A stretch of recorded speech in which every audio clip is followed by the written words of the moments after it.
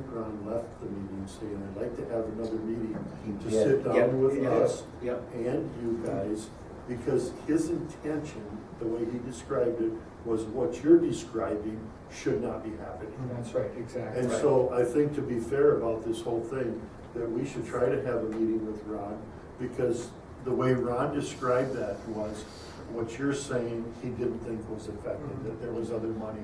And I think that we should get everybody together, because you know how it's affecting you guys. He knows what his thought process was, and then we come to a real story. Because I think the comment that he was a little upset about was the fact that we weren't supportive of getting funding and stuff like that, because we mentioned the fact that they come up with these rules, but they don't come up with money to add the people and to do that stuff. And he was really, if I'm not mistaken, he just didn't think that was part of it. No, and I think some counties So- had brought that to the legislature. I don't know that it was Morrison specifically who talked with him, but being he chaired that, he bounced that off. Yeah. And here, they did bring money for that, and so. Yes. Yeah, but that's what he said. We applaud the You were gonna make it legislature for doing mandatory that. anyway. Well, that was his point, was that maybe next year it'll be mandatory, and at least you have the money to try this now. But I still think that there's a little miscommunication between both sides here. That I would really like to see if he would come to a meeting and we sit down with everybody, so we thrash this thing out to see if it's the way you perceive it, the way he perceives it, and maybe, I don't know. And one of the reasons I wanted to be on the implementation planning work group is because Ron is the chair of the new legislative task force. Now, they move forward this new legislative task force. There's 4 representatives from the House and 4 from the Senate. Yep. And their really responsibility is to take a look at these 93 recommendations and determine how they can be legislatively followed through on. Do they all need to be legislated, do they not? And the one thing I appreciate about Representative Crecia is that I think he knows that you can't just put all 93 in law right today or tomorrow, that it has to be implemented kind of Process. slow and sure. Pick some, move them forward, pick some more, move them forward, and not just throw 93 recommendations into a new bill. So he's been really I think he's really kind of held the line on that he does not want to see all these in law immediately, that it has to be more of a planful event. However, he's only one legislator in one house. Without a question. And so I do know from other sides that they are really pushing some of these other ones that could create a significant cost to counties. And that's part of what the implementation work group is charged with as these recommendations come forward. What could be the fiscal impact, not just to our organization, to the attorneys, to law enforcement. So, and I think one of the other things that we're going to work on trying to do in this next process is engage the County Attorneys Association. They did have a representative on the task force, and engage the law enforcement community, because we are partners in this. And so anyway, that's kind of where we're rolling out in the implementation phase. So this implementation work group has had 1 meeting, and the other committees have actually done a lot of work. The screening group has created new screening guidelines. They have been released and they're out there. They have to make some adjustments because it does actually talk about 24/7 coverage in the screening guidelines. They're gonna redact that piece of it because the directors were concerned. Counties would not be prepared to do that by January 1st. We may not be prepared to do it by January 1st of 16 or 17, depending on the cost. So, and the other thing we've tried to say is that, you have an entity that works 24/7, that is concerned about imminent risk, that is primarily responsible for safety in the community, and that is law enforcement. So why not use their skill and expertise, but that comes with a cost as well. But I think it's, some people are concerned about putting kids in the back of squad cars, having to deal with maybe somebody that's wearing a uniform and a gun. However, that's who's there when we need to be protected. Whether we're 12, 22, 102, that's who comes to protect us. And I think that's what we have to be cognizant of. And so I just wanted to just bring this forward, letting you know what's been going on. There is no recommendations going on right now, but there is a lot of work, especially around assessing these 93 recommendations and how we, at least in social services, need to prioritize from low, medium to high.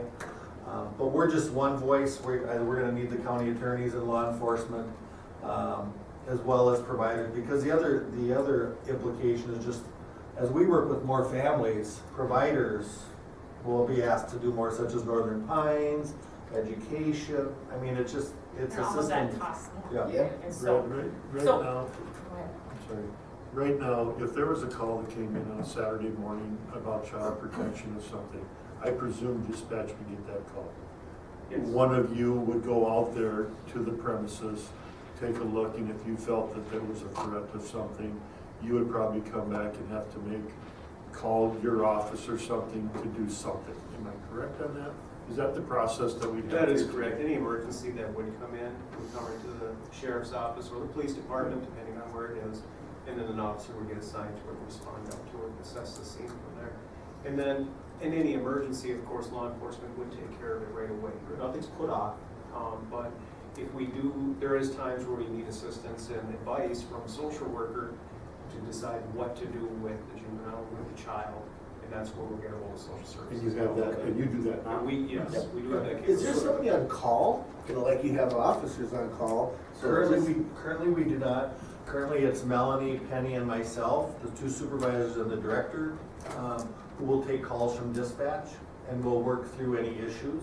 Does that ever come up ever, Brad, where You know, you it's- couldn't get a hold of any of the three, which is, I'm sure, would be on the weekend? They usually are able to get a hold of one of us. And I would say maybe once a week, if that. It's not very often, it's pretty rare when we actually do have to reach out to them guys, but we've never had much of an issue getting a hold of someone. And, Yeah. and again, we've done this since 2008, I think, somewhere in there. And, you know, I'm sure there were hiccups in 2008 and maybe 9 and a little bit in 10, but law enforcement has done a very good job of managing situations, both with little kids, juveniles, and so that's where, is there a way to build up that system who's already here to protect us, protect kids? And so those are some of the things I think that will make for good conversation as we talk about how this should proceed. And that's probably the biggest concern, I think, right now, is just there are few legislators wanting to push this 24/7 system. And let me tell, I mean, it just kind of contradicts what some of the other recommendations are, such as using a screening team. So we want to make sure that it's not just me or one social worker saying, you know, they get this report and we decide. It needs to be a team, so, you know, we have 2 or 3 social workers, a supervisor. At times we'll call in the county attorney's office to screen. Well, that wouldn't happen on a Saturday afternoon or a Sunday morning. It would be who's ever on call is gonna take that screen and decide, because we're certainly not gonna pull together 2, 3, 4 people on a Sunday morning, especially if the Packers are playing. But Brad, we need to be very careful. If there's an emergency, and Sergeant Lubitz just said it, if there's an emergency, it's being handled, Oh, it's yeah. being addressed. There's not, we're Yeah. not letting it slip through the cracks here. So, and I It's, don't mean we're already to 24/7, but it's. cut, absolutely, Yeah. yeah. I don't mean to cut to the chase or nothing like that, but first of all, I appreciate you being here so we can discuss this further. And I really appreciate the conversation we had a week ago or so with Representative Kreshoff. And I would really like to have another one with law enforcement and social services involved. And the county attorney. Yeah, I'm sorry. What I think we could take a look at too as a model about the screening teams, there's already one set in place for the vulnerable adult protection team. Yep. I'm actually a member of that too, and it works very well. We meet once a month and we go over all these cases that we get, and then we are the screening team and we decide if some have been screened in, screened out, and some of them that have been screened out, we talk about it, discuss it, and have gotten actually screened in for further assessment. I think it works pretty well. Maybe it's something we could look Mr. at Chair, implementing on this. Sheriff Lubitz, do they, all counties have that, or are we kind of, you guys are doing a hell of a job because you're accepting? They're doing a hell of a job. That's what I'm saying. No doubt. That's what I'm saying, the other counties, I'm assuming, do the same thing, or don't they? You know? Some counties still actually do have social workers on call, where they pay them a certain hourly wage. I think when when we finished, we might have been somewhere around $3 an hour, $4 an hour for Yeah, social workers to carry a beeper, or, that's old school, but Yep. maybe a cell phone back then, I don't know, but, so.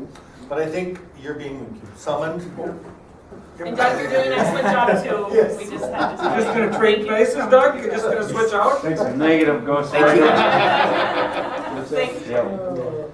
All right. Okay. So I just wanted to, and I can certainly set up for Deb I Kimball. think we'll have Deb set up Yeah. a meeting with Yeah. all the entities. That would just be great, because there's a little miscommunication here, the way he perceives it and the way we perceive it.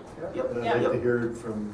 Everybody both of together. Well, it everybody happens side together. by side. Yeah. And I think having Brad do a little bit more work with this implementation and that, when you're at a point to really, what you've hammered out in that group, bring it back with all the entities, I think really is a good idea. And if I may, Commissioner Wilson, just rephrase it a little bit, I don't know if it's necessarily miscommunication, but I think it's different perspectives in how we see what we're doing. Yeah. And That's so, exactly right. I just think we all come from a different place, we see things a little bit differently, we have a different lens.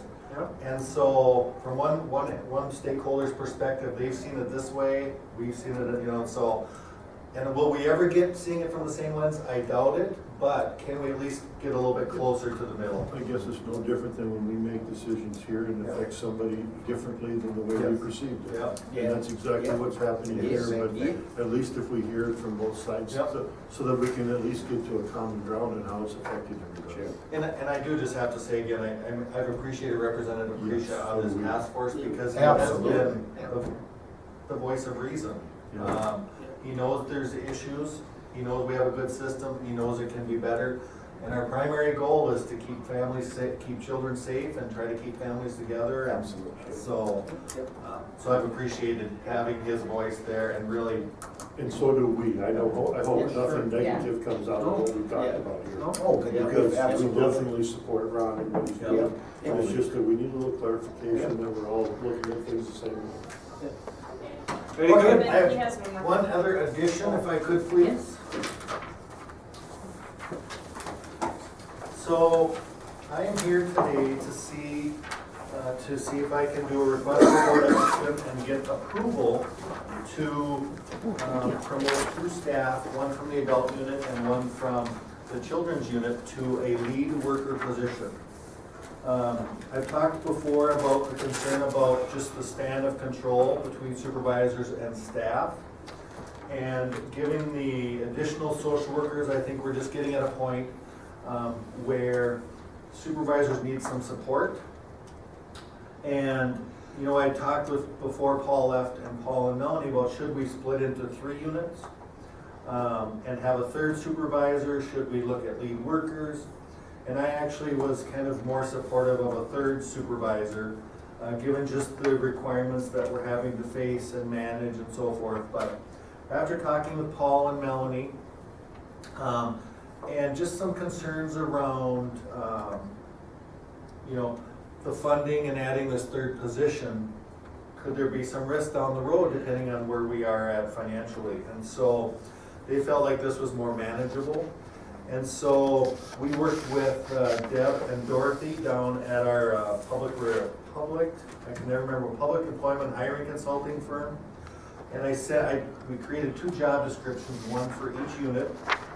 And so these lead workers would really assist the supervisors in creating policy, managing some work groups, interacting with the state offices, managing the waiver budgets.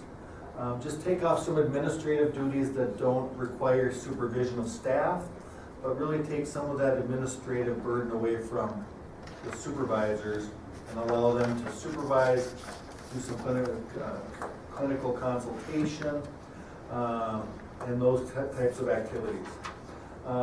As we know, as I've said before, one of the recommendations that came out of the Child Protection Task Force was having a supervisor to staff ratio.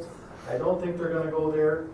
But I felt like this was a nice kind of way to manage some of those activities that the supervisors were having to do that could free them up to make sure performance is maintained, that their annual evaluations are done, working on some of these other activities that happen.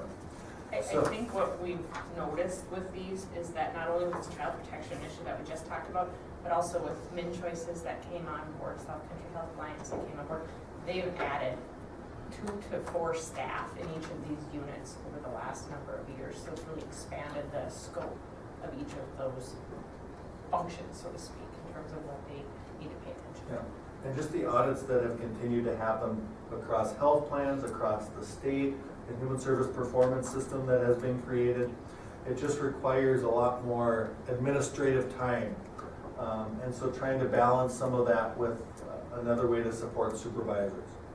So when we did the evaluation through Dorothy, it would move social workers from a grade 28 to a grade 30. These lead workers would move from the social worker 28 to a lead worker grade 30, which is about an 8% increase.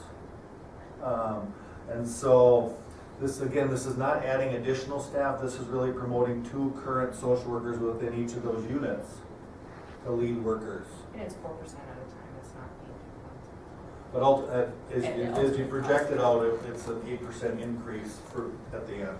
In your budget, it would be an 8% increase to keep these positions, to add these positions. Well, Per staff. yes, per Per staff. staff, Per yeah. staff, yeah. So it's not adding staff, so I just want Right. to, at this point, it's not adding staff, it's just increasing So 2 if you, staff. I guess if you added 1 staff and didn't do this, would that be manageable? Would that It would be cost? far more, and that's what Brad's adding another supervisor and splitting those, which is the route that he initially had talked about and we discussed, far more in terms of total cost. And that's what we mulled over in terms of how do we take this, what's becoming kind of a tough situation in terms of their scope and their span of function with the supervisors and how many staff they have underneath them. How do we try to help that without adding additional bodies that end up being so much more costly? Because if you're talking 8%, you've got about 7 of them here. You're only talking about 50% more on a salary. No, just Just take 2 8% people. for 2 people. For 2 people. So- Move them to lead, Yeah. move them to lead workers. Okay. True Yes. position. This is just a diagram of what the Yep. supervisors are currently responsible Yeah, for. kind of highlights that there's Okay. 16 people in each Got it. of these units Yeah. that one supervisor is responsible for, and 16 people that do, a lot of different things that have really changed in the auditing. That's what he was pointing out. So, Brad, how would you divide that out then? What we currently have is a job description for a lead worker in each unit. Meaning the financial and the No, social? No, just this adult and children. Adult and children. So on the adult side, some of the focus is gonna be on the waiver system and managing the waiver system. And on the children's side, the focus is gonna be on child protection because some of this increase in salary on the children's side can go towards that increased allocation that we received. So it would be supporting some of those staff in the more difficult clients, policies. So you give these 2 people, you increase their salary, okay, and you Yep. give them more duties, Yep. okay? How does that impact the whole chain? So what would happen is that I think the job description has this at 30%, 35%.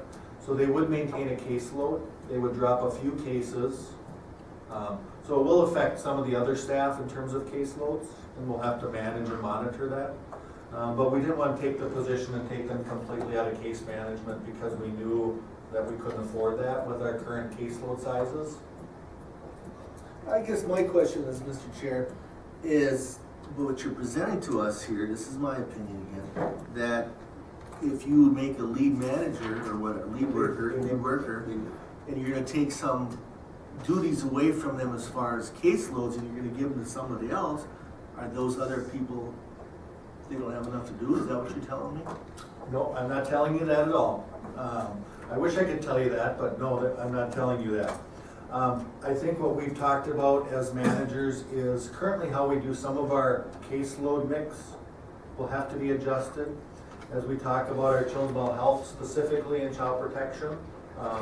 I will tell you that every case manager will come in here and say that their caseloads are larger than they should be, without a doubt. But I think there's some ways that we'll have to manage some of these caseloads differently to maybe reduce some of this impact. So, currently, for instance, in child protection, we have a number of cases that have a child protection worker and a children's mental health worker because of the trauma that the child protection family and those kids have experienced. And so how we manage some of those cases in transition will impact caseloads. We also will talk about some of those corrections cases and how we manage them, some of our truancy cases and how we manage them, some of our Minnesota Choices activities and how we're managing them. And so that's really what we'll have to figure out as we move forward in this process.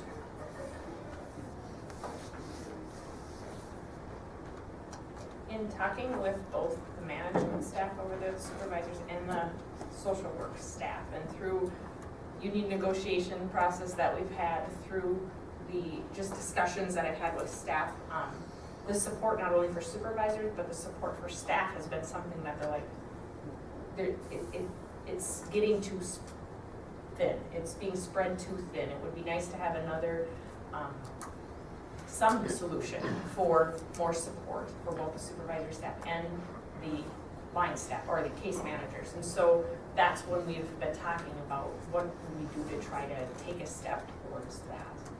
I think where the question, and maybe it's just because I'm kind of new to this process, but it's a matter that we're paying 2 more people more money, adding no more hours to get the same thing done.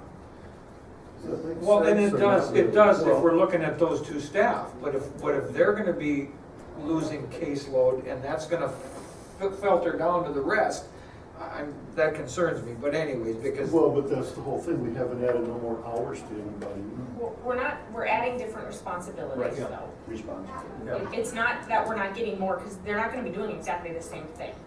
And it's, you know, it is hard because it's one of those things. What we've noticed is that there just needs to be more attention paid to some of this because of, it's too much. It's too many things that are going on that Melanie and Penny are sitting there and not able to give them the support that they need, those staff, to pay attention to all the audits, to pay attention to the new child protection laws, to pay attention to all that. So that's what we're trying to do. It's not an ideal world. I mean, to come in and just continuously ask for staff would be the best solution, but nobody wants to pay for that, So and now nobody you're wants to do giving me that. the responsibility, you've given me a little more pay.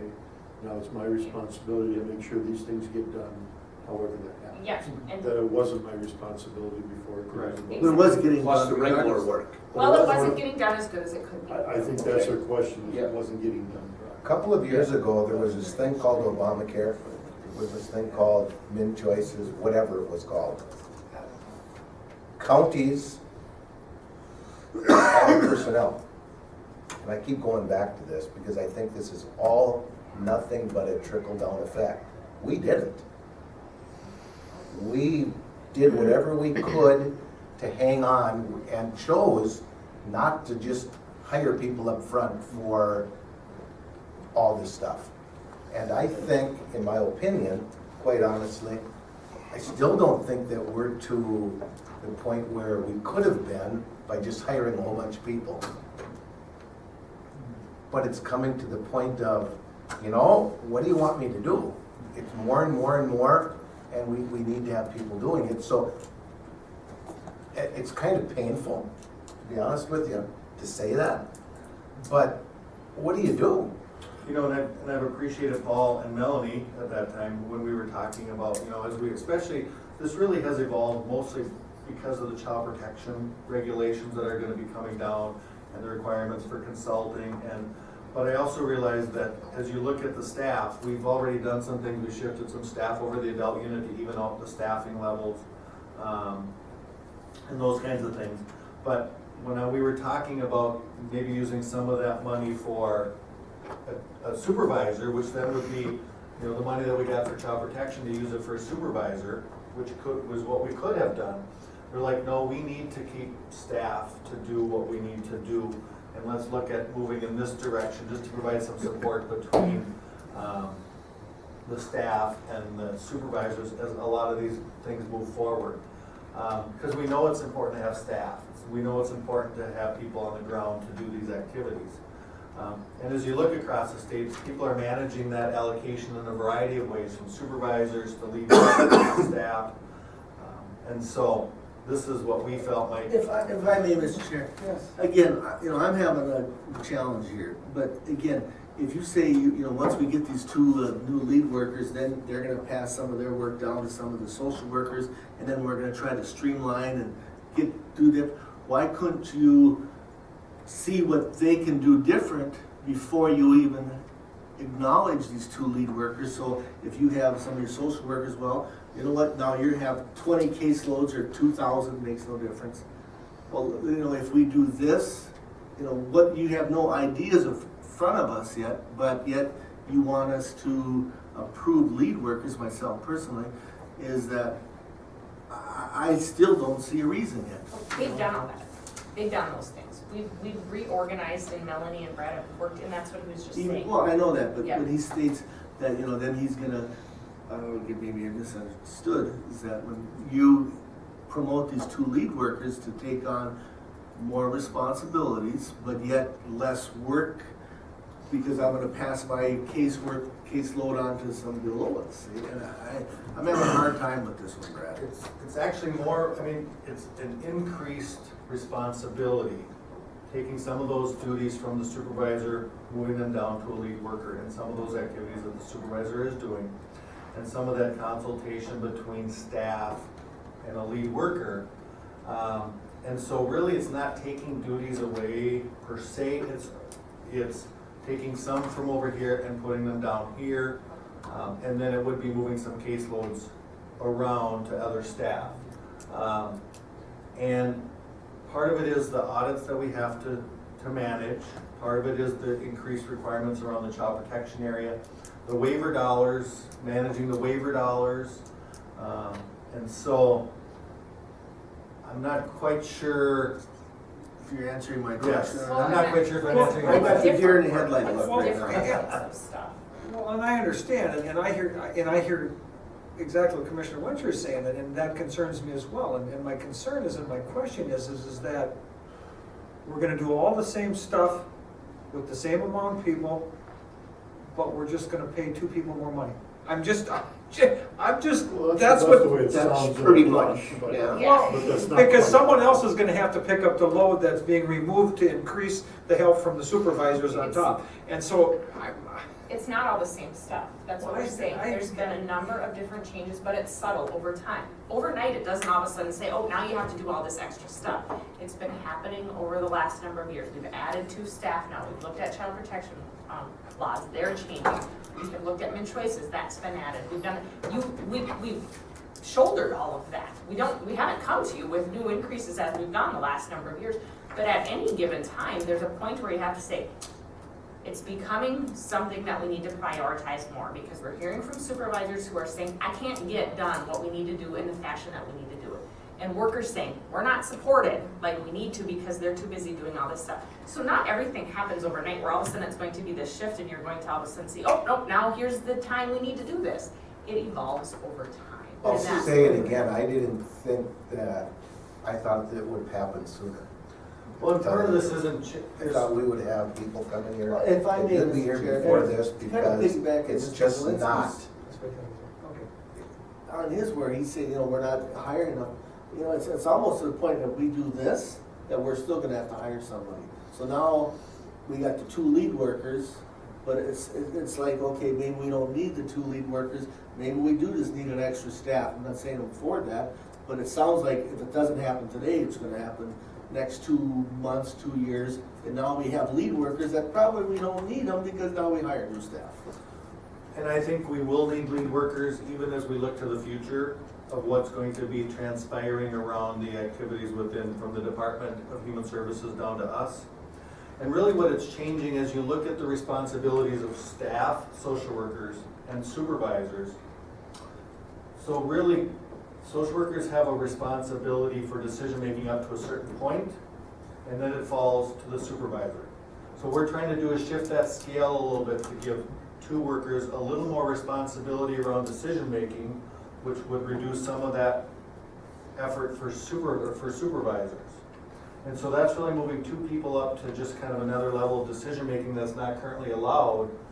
And that I do Under our- understand, I Under our understand that. performance, or under our job descriptions and grade and comp scale. So that's really where I'm trying to move the scale of social work decision-making up just a bit to take some of that off of supervisors. And to give that a little bit more to the workers too. Yeah. It's a give and take in both. And it really, you can blow that balloon up so much and you keep blowing the balloon, but at some point we have to make decisions to say, we don't let a little arrow, it's gonna pop. And that's where, and it's a judgment call. I mean, it's one of those where we've gotten by and we talked about all the options. We've vetted all of those with both managers and with staff and with all that. And this is what we're coming up with in terms of trying to weigh that best solution for the least cost. Because there are other solutions, there are other things we can try as that balloon gets bigger, but this is one where, it's probably a good middle step. Instead of adding another person that's going to add a lot more cost, that this is a middle step that we can, let's try it. It's worth a try versus jumping over into that other, and that's the thought process. The balloon's just getting a little big here. If we don't let some air out, it might pop. And I'm not naive to the fact that I probably won't be coming to you next year for added staff because of some of these legislative changes that are gonna happen. But it does not gonna change the fact that I believe we still need two positions that have a little bit more decision-making responsibility that we can give them now in their current grade and social work level. So that's really why I'm coming for this proposal versus saying, can we split the units into 3 and even have a better span of control? This does give more boots on the ground. And Mr. Chair, is this something that you wanna have us kind of take a vote on now, or is this something you bring up, I don't know. We should wait till next board meeting. Well, No, we bring can't it- afford But it. it doesn't do to bring it to, if we're gonna turn it down. That's my point. See, Or less painful to say no now than next week. That's my point. Now it's in your corner. They're looking at. I guess I'm not sure that I would vote no against this, I do understand. If I'm, just to clarify a little bit, by putting me, for instance, up into that next step, it gives me the authority to know a little bit more about some cases and other things that I wouldn't know down here. That can help me manage this thing, right? That could help other staff manage their caseload. Right. More authority, I think. is the Right, way to- well, More responsibility, No, I authority. get to know But more they'll- things about it. But they'd have Well, more you still authority. know the things about the And- cases. And then they're still doing the majority of what they used to do. And keep in mind, we have discussions on an ongoing basis where staff aren't always, they do a lot. We ask staff to do more with, we don't, every time something gets added or a law gets changed and all that, that's their response, that's their job, that's why we pay them. But keep in mind through negotiation processes and things like that, they're looking at, but we're doing this, and then we're doing this, and now we're doing this. That's a discussion we've been having with staff that say, you know what, if that's not alleviated, we're going to have that be a high priority in those discussion and those negotiation processes that we have. And that's one of the things that we're trying to address in hierarchy here and for both staff and for supervisor levels to say, how do we deal with this? What is going on? Because that balloon just keeps getting full. And as I mentioned in my budget analysis form, I just think this next year, I think we'll be managing, change will be a challenge, but we will be managing change throughout the year for a variety of reasons. If you talk about if they close a sex offender program or move a bunch of sex offenders out of Moose Lake or St. Peter, Minnesota Choices, child protection, group residential housing. And so being able to manage that change and provide that little bit more support to supervisors and staff and being able to articulate, review, analyze, and do those activities in a more, being able to have that ability a little bit more, I think will allow us to move forward in a way that isn't as challenging. So that's why I'm bringing this forward. So I'm seeing a few shaking heads. Go ahead, bring it on Tuesday. Who knows if it's gonna go? Who knows if it's gonna pass, but, We do have a chance to change our mind. oh, absolutely. Part of the game. I guess that what we should probably do before next Tuesday is if somebody has more depth, come and talk to me. Yep, absolutely. So that they can understand things. So please do not get offended if it's turned down Oh. or if it's approved. So that's all I want you to walk I out didn't here get with. offended. Well, I won't be offended, I'll be disappointed. Is that okay with that? Well, and I think that's our job, to look at options, to look at things. It evolves all the time. We can't think that what we're doing today and the number of people that we have how we're doing things is gonna be exactly how we're gonna do tomorrow. I mean, it doesn't work that way. We have to try things, and that's our job. Well, thank you for your Thanks, time. Brad. You have questions, we can holler. Okay, Definitely thank will. you. Thank Thanks, you. Brad. Yep, we got another meeting as soon as this is over. I just have a couple real quick things. Okay. The next board meeting on the 20th, there'll be a presentation. We'll have, the start time's going to be 9, but if you want to come at 8:30, that'd be great. We're going to have a presentation. We're going to mark the 50th anniversary of the incident that resulted in the sheriff and chief deputy deaths. It was 50 years ago that they were killed in the line of duty. And so those two families will be represented, and Sean will be doing a presentation at the beginning of that board meeting. So at 9 o'clock. At 9 o'clock when the meeting, we'll start the meeting, and provided this is okay with you, what we were thinking the arrangement will be is 8:30 we'll invite everybody, and there'll be some law enforcement representatives here and stuff to commemorate. So you just want us here at 8:30? 8:30, we'll have, a couple refreshments and things of that nature, and speak with those folks. Sounds good. The meeting would be called to, meeting would be called to order at 9. For that presentation, from 9 to 9:30, we'd have that, and we'd resume the rest of the meeting at 9:30 then, and take a short break after that presentation is done. Sean's really handling that, and it'll be his, but allow for this opportunity if you're okay with that. Sounds good. The 5th, that's the 50th? 50 anniversary. years, 50 years has been. 50 years, Remember yeah. my So parents I'm even just talking thinking, about it. I'm 64, I was 14 years old then when that happened, I remember that. I remember it. What's that? I thought you were older than dirt. So You that missed sounds it like by they're- 2 years. Whoa! So we really will have the regular meeting, while it will be called to order at 9. We'll start the agenda at 9:30 if that's all That'd right. be nice. And Sean has The the agenda at 8:30 or 9:30? agenda. 8:30 at night, the board meeting starts at 9, Nine. just 8:30 to be here to social. Special, yeah. And then that presentation probably won't last that half an hour, but we'll break Yeah. until 9:30, and that's when I'll have the next folks come in for that. So we have enough time to be able to visit with those folks. Perfect. All right. Right. Don't forget, open enrollment's going on the 6th of November is when that's due, and that site is up. And if I may, I just found out this morning, that's why I was here early, is that regardless if you're keeping your same plan, you still Yep. have to Yep. have a You sign. still got to- I'd rather just left it alone. We'll find you, I know where you work, kind of. So we'll get that done, just know that that's there. Just leave it roll over. It doesn't do it that way. Any other questions or anything for me? And our next meeting is where, here? Downstairs meeting room 3, What do we have again? Meeting? the facilities committee. Thank you, very kind. Thank you. Appreciate lots of information. Yes, all right. Are we done, gentlemen? One cup of coffee. All right. Okay, thank you. Have a great day, all.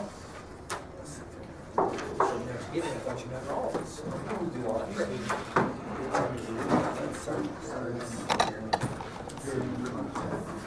Hey, Dwayne, haven't you learned to not mention your age with this group or what? They're all pretty close. I remember that, I was 14 years old. Is this like the work session at city council? Is that what? Similar, yeah, every entity. I thought this was the, planning board or zoning stuff. Is there a separate board of that? Planning commission, yes. That's the planning commission, that's on what, Mike? That's the second. The fourth Monday. That's the fourth Monday. Fourth Monday at 7 at o'clock. 7 o'clock in the basement. No, it's right here. Fourth Monday of the month. But this month, in October, there is none. There is. Because there's nothing on the There's agenda. nothing on the agenda, we don't have it, which doesn't happen very often. The fourth Monday. Yeah, work session is similar to one. Who's on that? That's the a designee from each of the 5 county commissioner districts and Commissioner Winchell. But here's the key on what you have to be aware of. You were at that one meeting, I remember you being there. Yep. Well, there was a joint meeting. That was a joint. But see, if you want to be able to speak, first it's the people that come up and ask us for the CUP, that would have nothing to do. But then we have it open after that, and then you can speak, see what I'm saying? 'Cause you don't want to talk to somebody that's asking for a CUP, because that doesn't No, pertain I to this. misunderstood. Amy, I thought this was planning, zoning. Our planning or session whatever. for next And I'm board. thinking, how is it that you guys can all be the same? Recommending, the recommendations come to you guys, you can't. We decide, yeah. Totally different. Yeah, so our next meeting, there might be one in November if somebody comes up, but that's at 7 o'clock at night. And it's always the fourth. Fourth Monday of every Well, month. thanks. All right, have a good day, Jim. Thank you. Yep, you're welcome. And I appreciate you letting me speak because I brought the issue to Amy because I thought it was relevant that I don't know that much about how government operates, but for instance, I found out that in certain areas, sign ordinances are subjectively enforced. Well, in my opinion, that's not Appropriate. That's not fair, Right. and it's not appropriate, and I just question that then there can be favoritism going on. I don't like that. I think that we would be well served to have a different kind of a system that, you know, and I'm not one to say one strike and you're out, certainly not that, and I agree with that, you need to get people to compliance.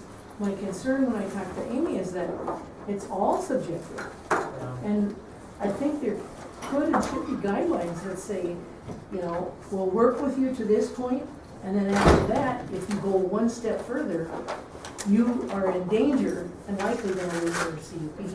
So that not only you guys can enforce it better, but that the person who gets the CUP has clear guidelines that they know they have to stay within, clear parameters. You know, But the other thing in speaking to that is, you know, as a counselor for all these years, everybody has a different perception of what they think their conditions are. So if Fred comes in and he's of an IQ of 100, you know what I'm saying? So what I'm getting at is that we're dealing with different people with all different perspectives, coming from different backgrounds, with different levels of education, with different life experiences. So there has to be some flexibility in trying to address issues so that you hopefully gain that compliance that you're looking for if someone isn't, because we don't want to shut businesses down because we need businesses in the community to thrive, you know. So you know, you really have to look at with some flexibility. And I mean, what happened in this here very room regarding an individual who came in here, okay, with a gun, not too many years ago, was a perception of someone who didn't agree with things or who felt like he was treated unfairly. I don't know, okay? So everybody has a different perception of how government should work is what I'm saying. So we really try to work with people and encourage them to come into compliance and continue to do the business they need to do to thrive, you know? Right. You know, it's no different than all the people I see for chemical assessments. Every one of them has a different perspective of whether they have a problem with alcohol or drug use. You know, so I have to try to go to where they're at, and I've learned over 30 years in this business that I try to help them incorporate their decision-making process into making the changes they need so they don't end up back in the system that they hate.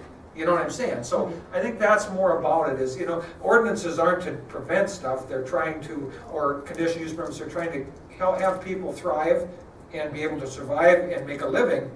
And then if something happens that impairs that or where they're not following these conditions, to get them in and try to bring them into compliance. As opposed to punishing them and say, well, no, you know, I think that's, people learn through the process, hopefully. Some may not, you Do know. you happen to know how the people, the 40 citizens that are gonna be representing and working with Ben Olson and the group to come up with revising the comprehensive plan, how were those people chosen? Do you know that?